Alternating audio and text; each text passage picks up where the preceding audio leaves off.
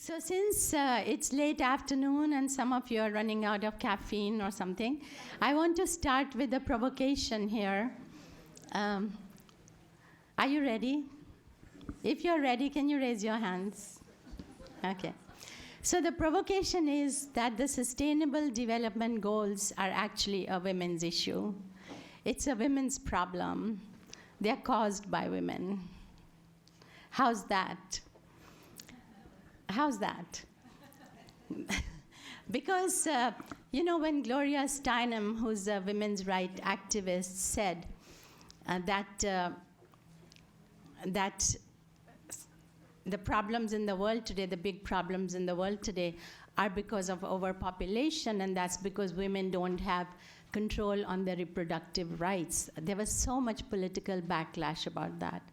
But in a way, it's true that you see the population that is growing, particularly in developing countries, is very strongly related to the fact that women do not have reproductive rights. They don't have the tools, they don't have the network, they don't have the mechanisms, they don't have health care. So I think it's a stretch, but we should really think about that. And we should, because I didn't hear enough talk about gender in this whole conference today, and I would like to say that gender is really center stage. When there's no water, it's the women who are fetching water, it's the women who are taking care of these issues. So as one of the organizers of the panel, I want to take my prerogative to just bring to your attention the fact that the Population Council just a couple of months ago said that there are between 50 and 75 million children born in the world every year, unwanted children. So if we are dealing with huge issues that are really to a very large extent caused by population, we should really be thinking about women's rights and women's development. So thank you. So going on to our panel today, it's about technology. It's about how technology is really a game changer and how it will help us really make or break the Sustainable Development Goals. Everyone now sort of agrees that technology is the bigger interrupter in our life than was the Industrial Revolution. It's going to impact more parts of our life. And I'll give you an example of my own life. I teach at Columbia University in the Urban Design program, and education is changing. There are MOOCs, which are massive online open courses that more and more students are going to. The face of universities and what universities do is going to change radically. The current administration has actually a committee that is working on alternatives to four-year degree because they think the normal four-year degree in colleges is producing too many liberals. So they are working on an alternative to that. So one way or the other, academia will change. So that's one part of my life that will change. The second part of my life is running Asia Initiatives. It's a non-profit organization, and we have a good representation today, and we are one of the sponsors of the organization. So when we started this organization 20 years ago, the concept was that we were going to challenge how in this world we are putting too much emphasis on financial capital. And many of our problems come because we are just so focused on financial capital. And why not on social capital? Why not on ecological capital? And the issue is these things were very hard to measure, right? So in 70s, when the world environment was first coined, right? People said, oh, well, how will we ever measure carbon dioxide? But now, as you will hear, we know very good ways to do that. So social capital is sort of at that level that we know it's very important, but how has it not been leveraged in the past? Because it was really not possible to quantify it or to leverage it. So at Asia Initiatives, we have developed a community currency for social good, which we call SOCs, or social capital credits. And the only reason we can do it is because of technology. Before technology, there was really no way for us to just get it down to the grassroots communities and and use this currency. So this currency is, which we call SOX, you mint it by doing social good. You plant trees, you do waste management, you work with your community, and you earn SOX, which you can spend on education, healthcare, or skill empowerment. So actually you are winning on both sides, but it makes social capital actually countable and exchangeable. And we just won the Tech for Good prize from MIT for social inclusion. So I guess, thank you. So I guess we are now a technology company. We never thought that we were going to be a technology company, but we were acknowledged for our what we call persuasive technology for behavior change, which actually sounds scary, and it should sound scary. But yes, that's what we won the award for. But you know, tech can be good and it can be bad. If you think about what Cambridge Analytica did to our 1616 election, you know, there is very good reason to be scared of it. But it can also be a force for good, as you will hear my two wonderful panelists speak about. The other thing about technology is that it makes possible a small organization like us to be hyper-local as well as have a very large impact. So we are hyper-local because we work with communities at the grassroots level, because our SOX earning and redeeming menus are created in Socratic dialogues with communities. But then the impact, like some of the panelists have said, many small actions make a big dent, so we do that. And there are many efforts around the world to rein in technology. Facebook, for example, has its revenues are more than the GDP of, I think, 35 countries. And out of the 200 richest countries, 156 are not governments. So the world is changing in really radical ways, and technology will really affect how we can, you know, if we use it for good or bad, that will really determine our future. So I'm really pleased to now introduce our two speakers. So first is Arthur Lerner Lam, Dr.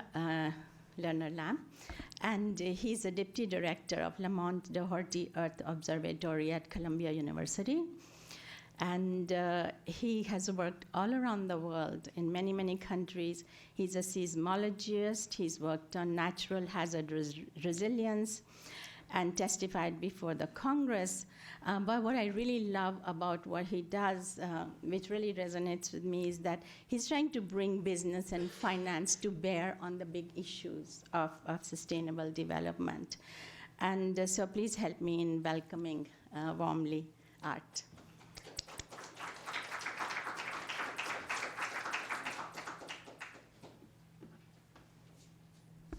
Well, thank you, Geeta, very much, and thank you to the other organizers of this wonderful conference. I apologize for not attending some of your earlier sessions, but I did manage to get here in time to hear most of the last panel. And I want to start a little bit by explaining somewhat of what we're trying to do from the standpoint of the sciences, and in particular, what we are trying to understand about the planet, the changes it's undergoing, particularly with respect to natural hazards and the climate, of course. I am deputy director of a 500-person laboratory in which we have about 300 PhDs working on various aspects of the Earth system. And in somewhat of a response to the last panel, Earth sciences, environmental sciences, are actually by their very nature interdisciplinary. You need to know a bit of physics, a bit of chemistry, a bit of biology. But that is a very reductionist view, if you will, of interdisciplinarity. When we started putting together the Earth Institute more than 20 years ago, we realized that what we were doing in the sciences and trying to understand the evolution of the planet and the changes it was undergoing wasn't getting out into the community of stakeholders, not just other colleagues here at the university, but people who would actually use the information in practice. And I was asked to be one of the heads of a unit within the Earth Institute looking at the ways in which that could be done. And the first department at Columbia we approached was the Graduate School of Architecture, Planning, and Preservation because of the issue of incorporating some of the knowledge capital that we were producing with respect to the planet into some of the planning and design decisions that urban areas make because of population trends, obviously. The second division that we started talking to was the psychology department because we were very much interested in the way in which we could get across notions of risk and risk perception. How do people, how do institutions, how do jurisdictions make decisions about the risks that they face? How do they take advantage of the opportunities that might be presented? And what are the metrics by which they make those decisions? And that became the basis of what we are trying to do across the disciplines here at Columbia, which is to really put together research and intellectual threads that link the disciplines in ways that allow us to move our knowledge capital directly into practice as quickly as possible. And we've begun to do that in a number of sectors. Now, I'm going to talk briefly, quite quickly actually, about a particular example of how that's done, and then I'm going to end with some thoughts about the climate crisis as well. But this is some work that was done at the very start of the Earth Institute. In fact, this work was done 18 years ago, before we had much understanding of how we would actually do interdisciplinary work. This was what we call an urban planning student studio that combined PhD students in the earth and environmental sciences with master's students in urban planning to see if we could work with a client, in this case Caracas, to try to really understand how a knowledge of the disaster risks, in this case, might influence an urban plan in some way. And my colleagues, Klaus Jacob in Earth Sciences and Elliot Sklar and Sigurd Grave in GSAP were basically the leads of this studio. And I get to talk about it because, well, I funded it.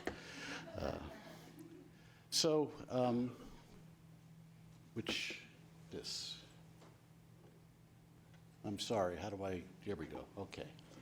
So the context here, what we try to get across to the students, is that building a disaster-resilient metropolitan area accomplishes the dual goal of achieving social development, protecting the people in their built environment. I'll return to that as I show you some of the results of the studio. But remember this dual goal mentality that we're trying to instill in the students as well. But then finally, we're essentially asserting that these sort of urban areas, an expanding Caracas, its regional positioning, will be centers for the application of sustainable development strategies based on science and rational planning. This is the idea that we're trying to get the knowledge capital, or if you will, our understanding of phenomenological risk, and translating that into stakeholder understanding and stakeholder perception of risk as well, so that decisions can actually be made. And it's that translation that is really very important. So we work with this premise that disaster resilience is a characteristic of sustainable societies. It'll enhance social development. It highlights social and economic inequities, and disasters affect the poor disproportionately.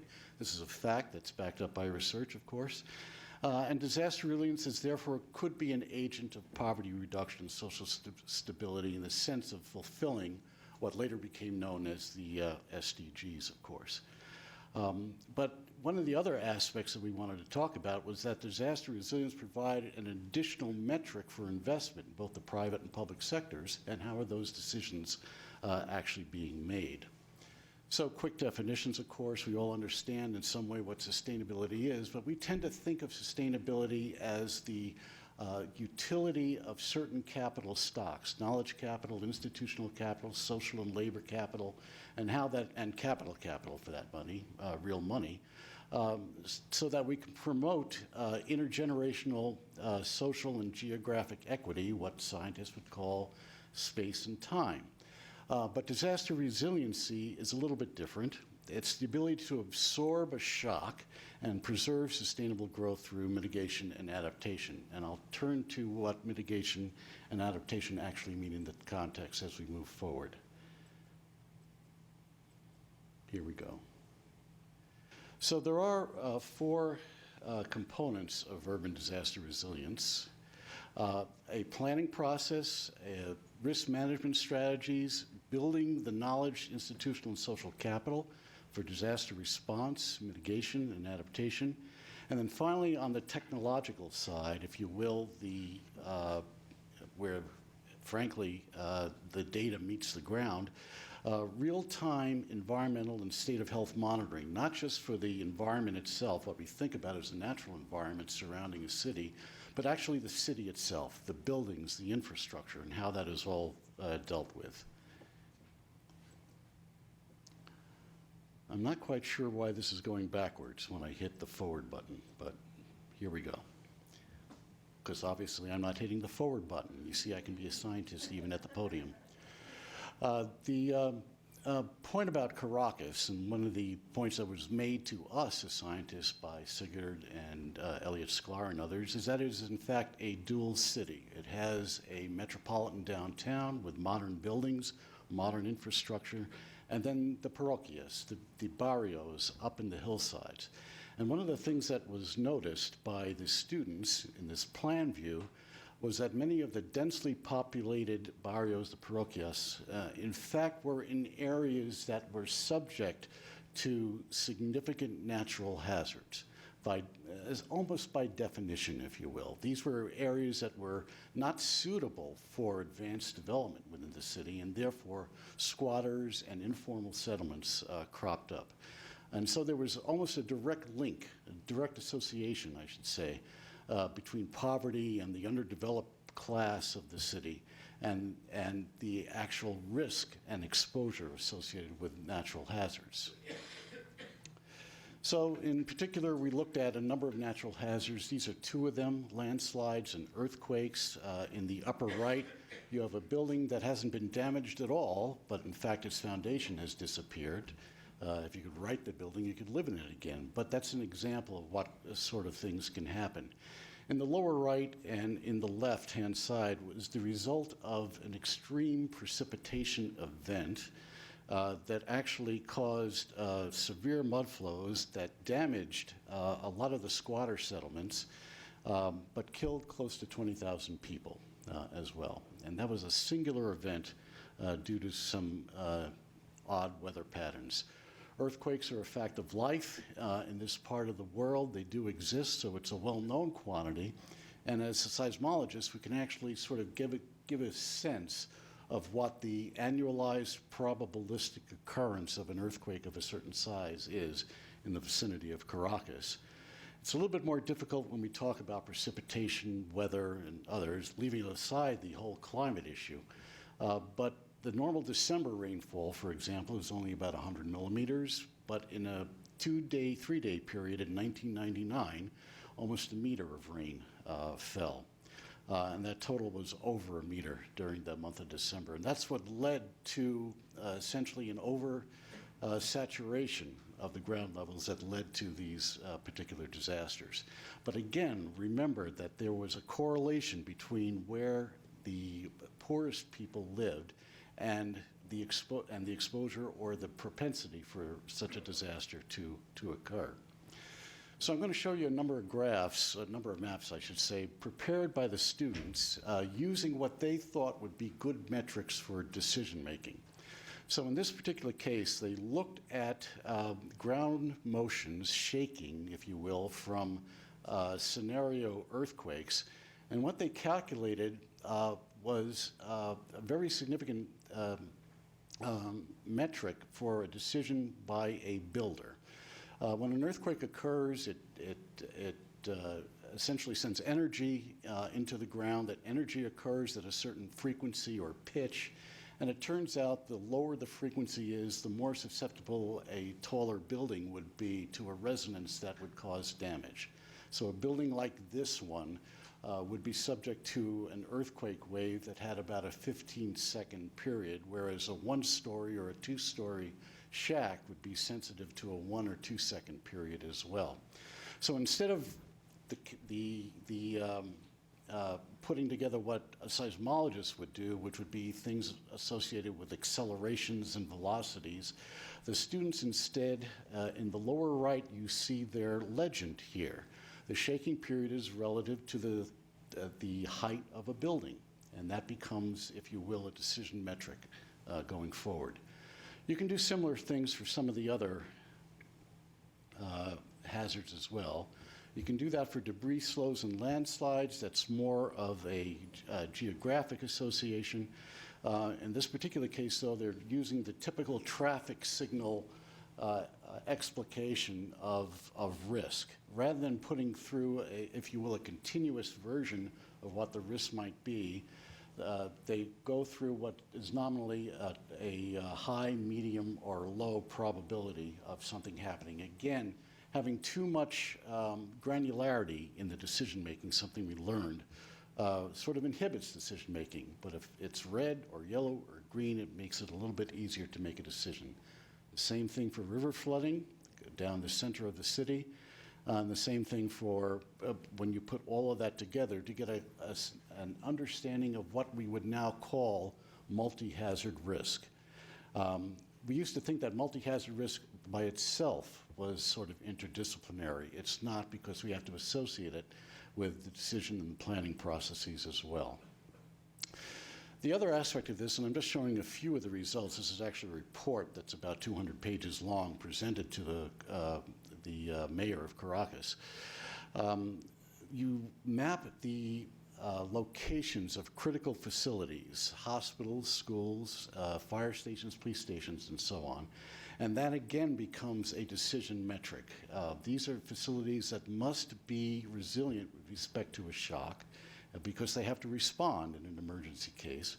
And so they have to be identified, their particular structural resilience has to be assessed, and measures have to be taken in terms of preparedness as well. But here's a particular aspect of this that I had no clue going into this studio would actually end up being a central point. And this is, again, the duality of building a resilient city. You achieve not just resilience against the disaster itself, but you begin to associate that resilience with achieving a social goal, in this case, the integration of the barrios with the rest of the city. And the idea here was to develop a system. Here you can, again, in map view, you can see the difference in density, the difference in the transportation network, the ability to move fire trucks and police vehicles in the more developed area, but you couldn't get a fire truck up these narrow alleyways in the hillsides as well. So the students put together this notion of putting together open spaces that would allow the integration, in this particular case, of a transportation infrastructure, but they serve the dual function, they serve the dual function of being areas where you could set up emergency housing or an emergency medical facility if that came to be the case as well. And of course, you can do this on many different scales. But again, the point is that by putting together a resilience plan that also acknowledges the fact that there's a disproportionate impact on different levels of society, you might be able to achieve some sort of social integration. This was presented to the city of Caracas in the first years of the Hugo Chavez regime, and we actually had a fairly good response, again in the first years of that regime. Unfortunately, things are a bit different in Venezuela these days, of course. I want to show you a couple of examples having to do with earthquakes in California, and this is where we begin to talk about some of the advances in technology. But let me premise this also on the notion that there is an incredible revolution in our ability to observe the planet. Not only are we building new networks of sensors and new platforms that are carrying those sensors, but those sensors are accumulating data over a much wider range of parameters than ever before. And the data flow is so intense that we're beginning to use machine intelligence and data science, essentially, to try to integrate those data flows in ways that make sense. And I'm going to show you a particular example. This is, of course, California, and if you look at the, I'll point it out. this line here, that is the San Andreas Fault, famous fault, and the other lines, of course, are a little bit hidden. But this is a probabilistic assessment of an earthquake above a certain size happening on a particular segment of the fault. In this case, California is just divided into north and south. So for example, a magnitude 6.7 earthquake is likely to occur above a 90% probability in both North and South California. And when you finally get down to a magnitude 8 earthquake, such an earthquake occurred in 1857 in Southern California, and of course in 1906 San Francisco in Northern California. That's the annualized probability. So once every 50 years or 100 years or so, you might get something like that as well. This map took about 300 people to put together over the course of about 5 years, and it's continually revised, and it has entered into decisions made by insurance companies with respect to the pricing of earthquake insurance premiums. As a consequence, it's controversial because people have to pay for the outcomes of this work. But let me point to a way in which high technology is working. The U.S. Geological Survey and a number of universities, including ours, are working on what we call earthquake early warning systems. This is the notion that technology can be applied in real time to essentially give a signal that something is about to happen. Earthquakes, by their nature, by the way, are unpredictable, but their probabilities can be forecast. But if you can pick up a precursor to an earthquake or a precursor to the damaging part of an earthquake, you might be able to save a few lives. And that's the point about an exercise like this. So it begins with, you can see a little bit of a flow chart on the left, a sensor network, highly technological, a communications network, a processing service, which is basically a cloud-based machine intelligence piece of software. And then it issues alerts appropriately, depending on the participants who may duck and cover in the upper right, which is really the way to do it. Don't stand in a doorway, get underneath a table. But then these alerts go out to different parts of the of society as well. Now, the reason for this is very simple. This is a very simple observation. An earthquake that's nearby essentially produces two kinds of waves. The epicenter is that little explosion over there in the lower left. But it produces what's called a P wave or a compressional wave and an S wave. The P wave travels faster than the S wave, but the P wave is smaller than the S wave and doesn't really cause a lot of damage. It's the S wave that really causes damage and kills people. So if you can detect the P wave before the S and interpret it in terms of deciding when the S wave is going to hit, you can actually shut down gas lines or stop trains or open up the garage doors in a firehouse, for example. And it turns out that this actually works. But it turns out to be a much more complicated process because of other factors I won't get into, but you do need high technology to do it and a lot of sensors to do it. This is about a $30 million experiment at the moment. But it does issue messages that go out to individuals who have signed up, to go out to companies, and of course jurisdictions as well. Now I want to end up with some comments about climate risk and the climate risk response. And this is something that we've been looking at for decades now. We're beginning to understand elements of the Earth system in ways that allow us to put together scenarios for what's going to happen over the next season, over the next decade, over the next 100 years or so. And you no doubt have heard about that earlier in this conference. Those models, those scenarios have certain uncertainties, but they also have quite a bit of validity based on an amazing amount of research that's now being done, both here, nationally, and internationally, and not just through the UN system either. But when you try to actually get movement on what to do with these scenarios, what kind of response you need to put together, it turns out to be a complicated problem. No question about it, because you're dealing with the source of the problem, which is essentially greenhouse gas emissions, which is essentially a global problem. Those greenhouse gas emissions increase temperatures, they raise sea level, and so on. But when you're talking about an urban response to it or a localized response to it, that is a local decision as well. So this becomes, again, an illustration of the problems we have in translating phenomenological understanding, phenomenological risk, into stakeholder understanding and stakeholder risk. We're beginning to see quite a bit of movement at the urban level, at the urban jurisdictions. New York City is a perfect example of that, started under Mike Bloomberg's mayoralty.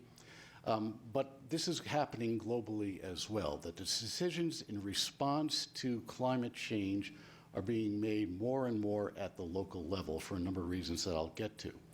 When I talk about an urban transition, however, what we're talking about are ways in which the city itself needs to be changing. We are going to be transitioning inevitably to a less carbon-intensive economy in some way or another, and cities in that respect are a perfect experimental device, if you want to put it that way, to look at ways in which that can be accomplished. They are dense, the transportation networks usually work, and in fact, some of the issues associated with city or city forcing of the climate system can be solved with regulation, can be solved with policy, such as renovating buildings, making sure we get out of fossil fuel burning as well. But there are basic aspects of it. When we talk about the complexity of the problem, though, it's not just the science side. It's how we're going to be using technology, monitoring what's happening in the cities themselves. There are regulatory and policy decisions that have to be made, and there are economic decisions that have to be made. Cities have their own economies, their own economies of scale, and how will that transition actually occur? Again, here we go. So a number of us have been working with various sectors of economies, both nationally, internationally, and certainly in the city as well. And we talk about two types of risks. The physical risk, which I've been calling the phenomenological risk. The acute risks are things like hurricanes and flooding.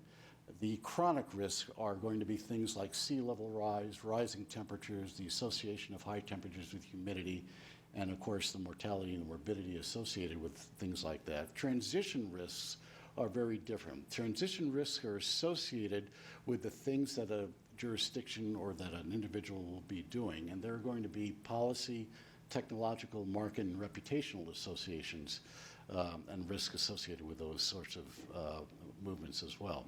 If a city doesn't do something, for example, in response to the climate crisis, you can almost characterize that as a reputational risk, and perhaps people wouldn't want to move there, perhaps. On the opportunities side, there are markets to take advantage of the changes that must be made, and the important thing is to identify those, make sure there's appropriate investment, both from the private sector and the public sector, and build the sort of opportunistic view of climate response that gets people away from a decision based on fear alone, looking at opportunities that can actually make sense in terms of a good climate response. And that requires a true understanding of financial impact among other values as well. But let me finish up by talking about mitigation versus adaptation, and this is the point I made at first, that mitigation of the climate problem is going to involve a global compact because carbon dioxide doesn't care where it is generated. It's just that it is generated. It is pervasive throughout the atmosphere due to physical properties as well. So if we need to mitigate, we have to have a global compact, a globally coordinated transition to what you might call lower carbon intensity per GDP. So that is a global policy issue. But adaptation on the scale of cities will rely on understanding the local response that's required as well. And we can do that on a local level with a great deal of accuracy and I think a great deal of drive to actually get that done. And that too is happening in New York City and the Northeast as well. But finally, what we do when we talk about mitigation versus adaptation, I'm not saying that we shouldn't mitigate, obviously, that's the source of all of our problems, but adaptation is actually something that we can do to quickly begin to deal with the problem, because it's localized benefits and localized decision making. And at the very last bullet point here, when we talk about resilience from particularly acute events, we treat those as sort of training days for the whole adaptation scenario in some sense. So every time we learn something from an earthquake, from a storm, from a flooding event, that'll teach us how to adapt to sea level rise or the increased frequency and intensity of strong hurricanes along the East Coast. So I'll leave it at that point. The point I want to make is that the interdisciplinary solutions are becoming apparent. We're beginning to understand the translation from what we understand about the planet itself into how to make decisions that make sense. Thanks very much. I now want to introduce Jose Miguel Armijo. And Jose works with Perkin Eastman. It's a big architectural firm, also one of the sponsors of this event. And he has been working for quite some time on parametric facades, prototypes, structural topological optimization, solar radiation, and urban occlusion. And of course, data analysis. But he was also, and that's the dangerous part, that he was also the top 15 finalist for the NASA 3D printed Mars Habitat Challenge. So for those of you in the conference who thought that this Earth is going to be problematic and we might need a couple more planets, let me introduce to you Jose, please.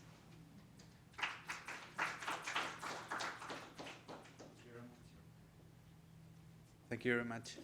Let me change this.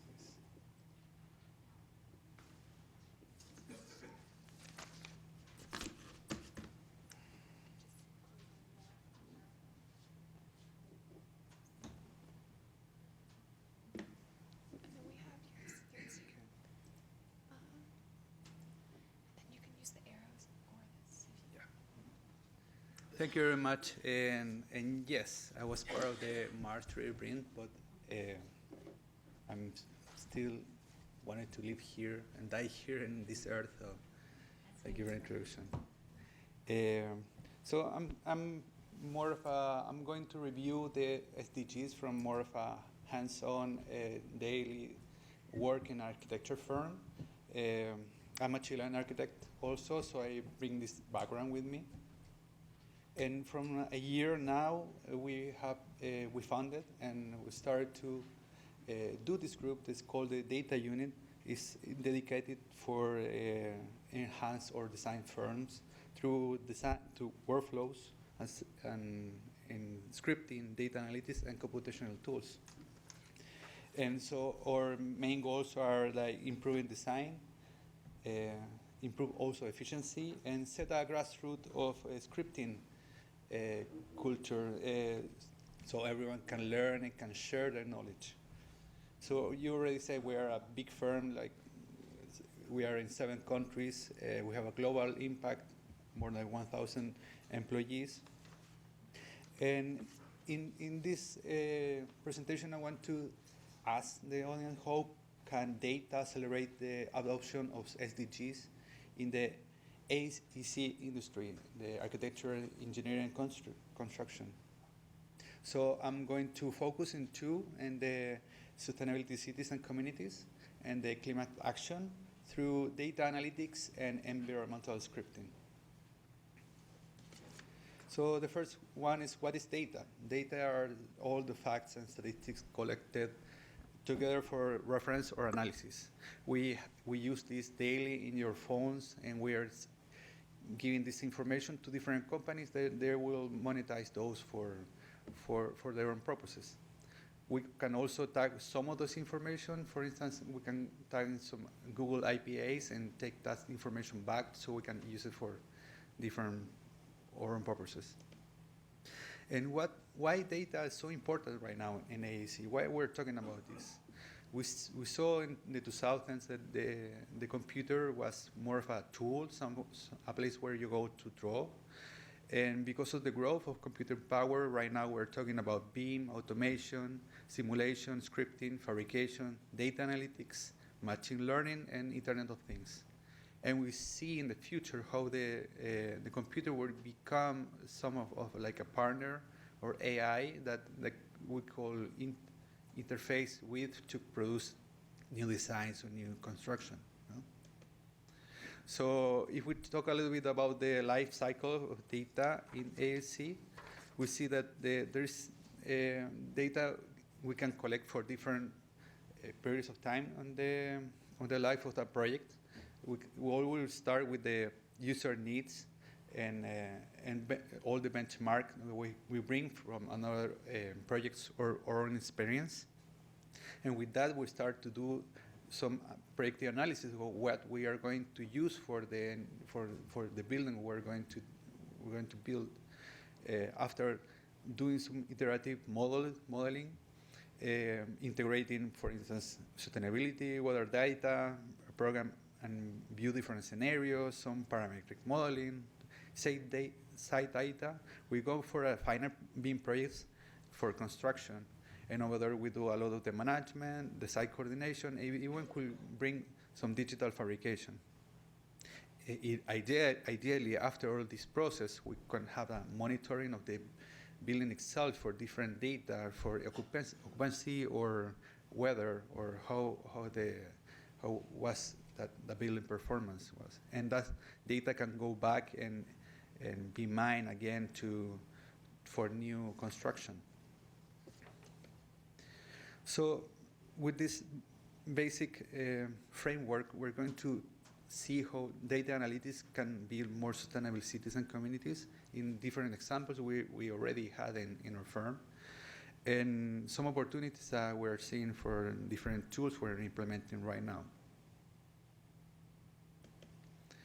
Before that, we need to talk a little bit about the survivor bias when we build our data models. We have a bias, or this is the tendency of focus on survivors instead of non-survivors.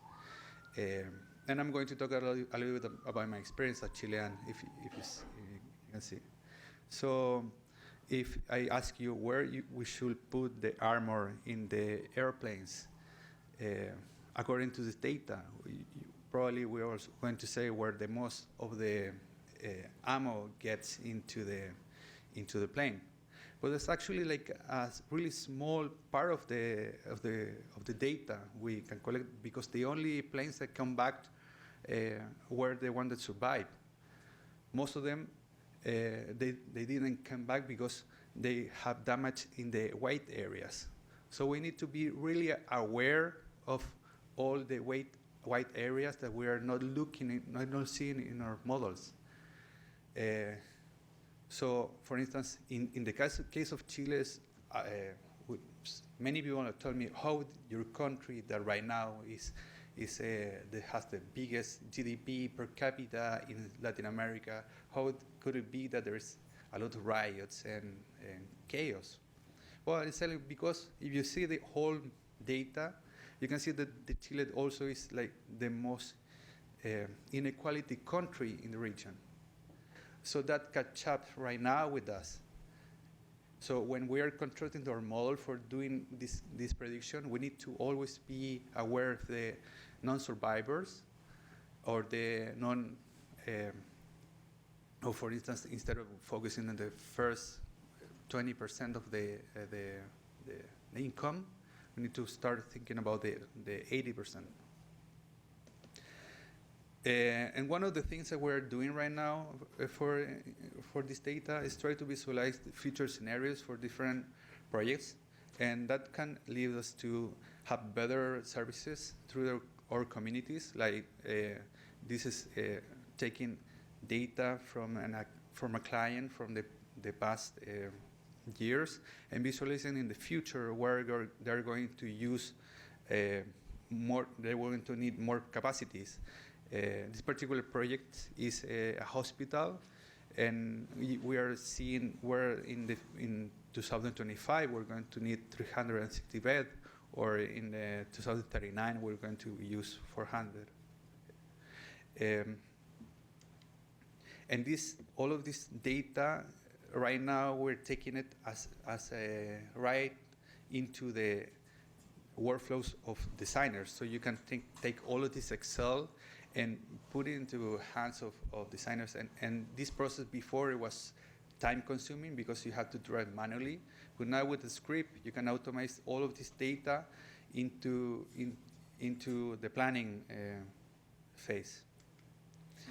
The same goes for where you were talking before, for hazard visualization. You can take all of the data that is happening right now in real time, and with GIS models, you can visualize different regions for planning where you're going to put your services. In another area, I'm going to talk about how environmental scripting can embody this climate action, and in particular projects. Before that, I also wanted to make the case, because I need to convince a lot of people in our studios that we need some time to develop these tools or these scripts. And for that, I always say, okay, we're going to invest maybe a couple of weeks in producing this tool that we need for solving a particular problem. It will be like a solar radiation against a roof system, and you're not going to see this right now. This investment of this return of the investment, but after a couple of months, you're going to see that this tool will be super effective and going to return more time for your designers to do other things, to think about how to implement these SDGs, for instance. And we always say, for instance, in blue you can see the time you invested at the beginning versus the red, that's all the time you save. And another example of this is, for instance, you can start combining different data in your analysis and in your design. In this case, I combined different information to produce a structural facade. So, for instance, you can tag information about the surroundings, the urban, and even like the landscape. And next, you can incorporate the weather data to see the radiation analysis, and at the end, the structural topological optimization to do a final project. The same thing we did for another tower in the Middle East, where we used the solar radiation analysis to reduce 68% of the direct solar radiation. The same thing, we're doing it for thermal comfort, for urban analysis, urban microclimate map, and it's a performance-based analysis that you can inform your clients and also your coworkers how you can allocate all the green in your plans, and also how we can manage more the different elements. Finally, this is the project we did for NASA, and the important thing about this is not is thinking how digital fabrication can be done with on-site materials. So instead of bringing all of this material to Mars, you're going to bring technology, and that the same principle can be applied for different construction here in our planet. Instead of bringing this across the ocean, you can just send a robot and use the soil over there and the solar energy to produce construction. So how can that accelerate the adoption of SDGs in the AC industry? I will say that as a consequence of rigorous data modeling and scripting workflows. That is our answer. But that's not the only picture, because we need a promoting and scripting community aware of the SDGs. And also, I want to talk back to the issue you said about the gender inclusion. yes, also in scripting we have that. We have a problem over there. Mostly, 20% is 70% is men. So in that matter, in the data unit, we're also promoting addressing that through our learning and education. So that's it. Thank you very much.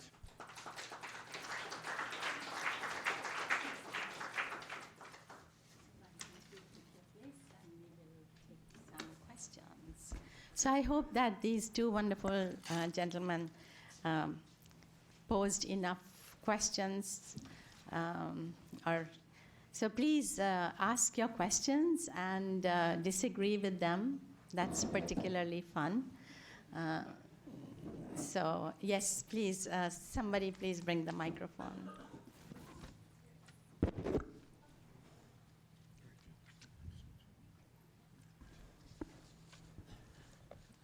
Professor Lam, I'm very grateful to Geeta Mehtaji to, have you here, because 20 years ago, on a Christmas clipping, I saw your article, which was about Route 9A. There was a mild earthquake, 2 point something on Richter, along Ramapo Valley, and you had an article about the earthquake in Bhuj and the Himalayan fault. So that's how we know Professor Arthur Lerner Lam. And another incident after that, which actually, by the time Earth Institute and the Lemont Doherty lab at Palisades was like very well established, Polshek partners, etc., etc. Yet, by the time I was on the Manhattan Community Planning Board, CB2, and we put together the first resolution ever, which went to the city council and went all the way to the Albany on fracking. And at that time, I wrote down a paragraph which was actually very debated to include the seismic implications of fracking. And lo and behold, after 10 years, we had a very comprehensive report from Columbia University about fracking. Yet my question to you is about a Sharpie, when you can sort of just round it off and send it to Alabama. What do you think?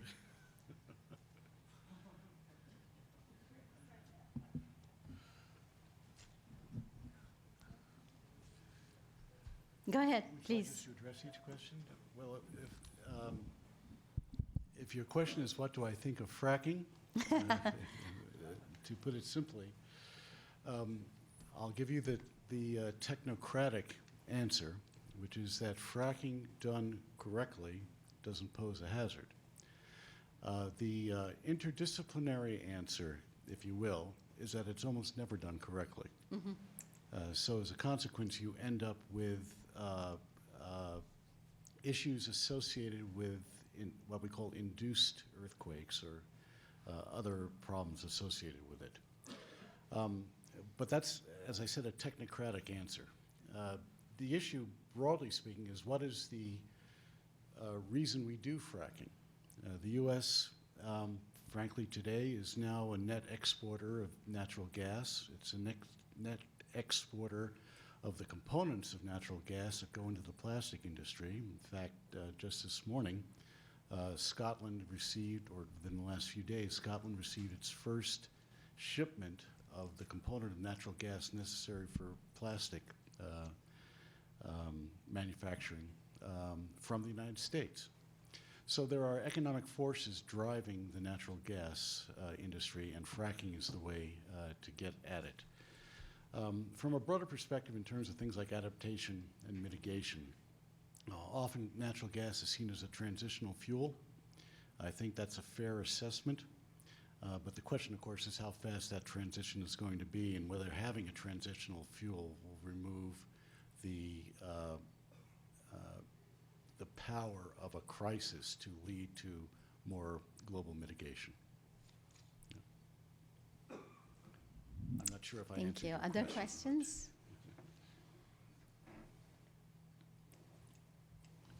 So I have a question for both of you, that what is being done to make sure that tech will be used for the SDGs, for the common good, rather than for damage that it can also do? We know that in Europe, they have just announced the GDPS, their system to control how technology is used, how social media is used, but I don't see anything like that in the United States yet.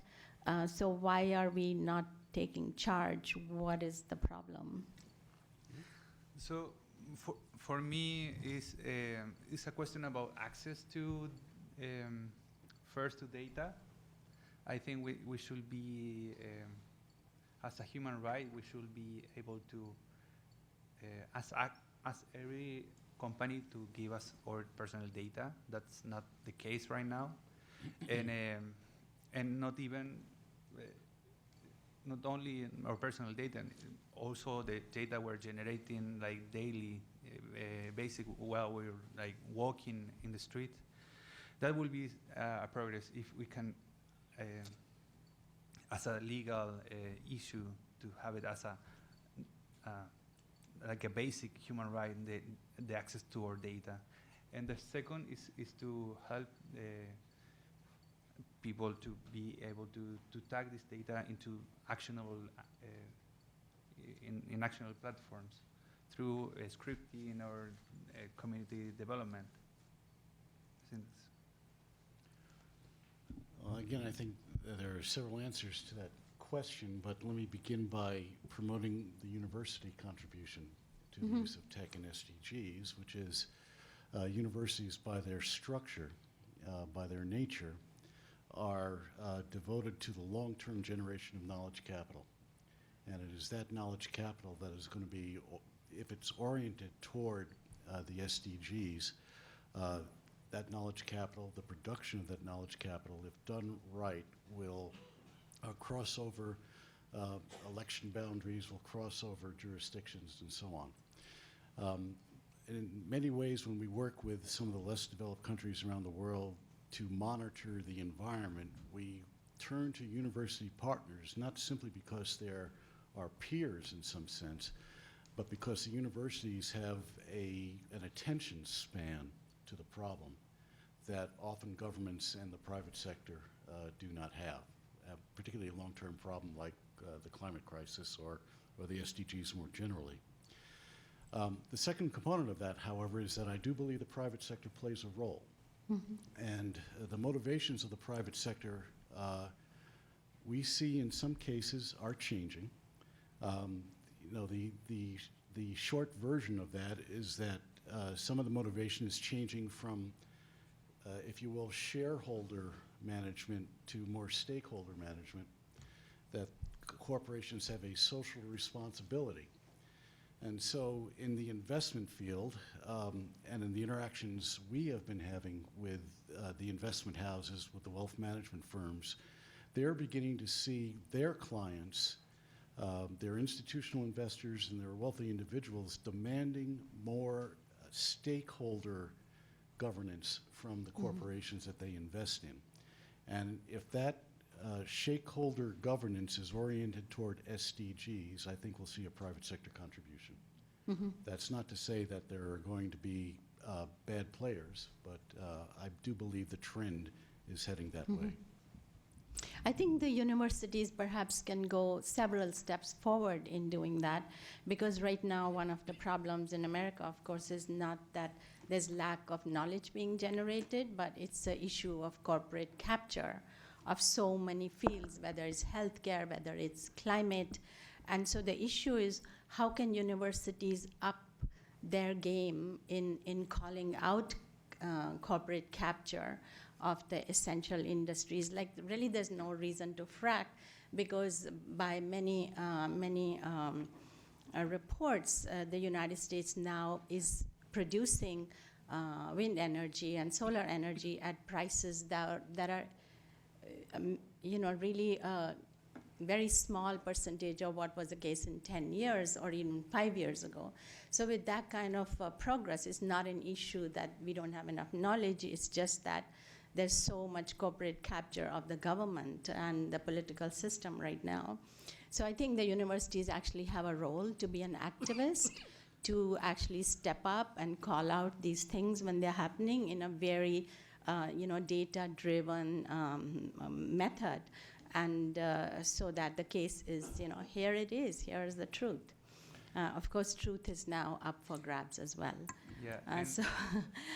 But also there is, a big argument about, let's say, China is collecting more data on everyone, and so they are more data rich than countries in Europe, which are resisting that, they are standing up for individual privacy. So, of course, we know what is happening to Uyghurs, for example, along the Silk Road. So we know that the data can be used in very strange ways. Recently, I have students from China and Hong Kong, and there just happened to be a discussion in class. And I just happened to ask, perhaps politically in a wrong way, but I said, what do you think about what's happening in Hong Kong? And many students said, well, what is happening? So you can actually suppress data and control it. And so it's a very complex issue, but I really would like to know from the panelists, and then if anybody in the audience, I know some people had mentioned how they are using data, but I would like to know what is the way forward. I'm seeing it this week and this past couple of weeks, is that, and also seeing it from a private point of view, that a more equality